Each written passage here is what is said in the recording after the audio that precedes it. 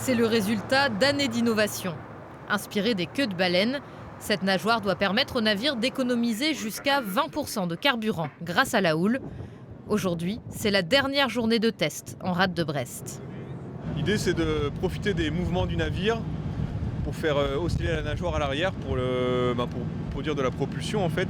Et nous, pour optimiser cette propulsion, on va aussi piloter cette nageoire. On va non seulement profiter du mouvement du navire, mais on va aussi imposer nous notre propre mouvement avec notre système de pilotage pour que le mouvement de la nageoire dans l'eau soit le plus efficace possible.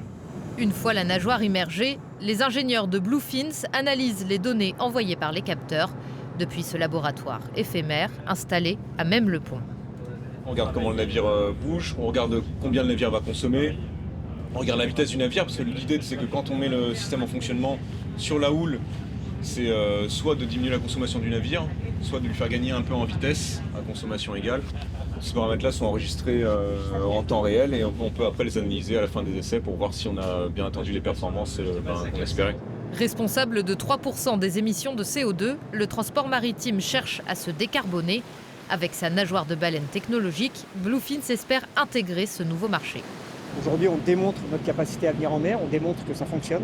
L'objectif maintenant, cette année et début d'année prochaine, c'est de faire un partenariat avec un armateur pour effectivement équiper un premier navire en production, un navire qui pourrait continuer à faire son travail habituel, par exemple un porte-conteneur, par exemple un méthanier, par exemple un cargo. Cette dernière phase de test en conditions réelles permettrait de valider ses premiers résultats. La start-up a déjà levé 4 millions d'euros de fonds privés et cherche de nouveaux financements.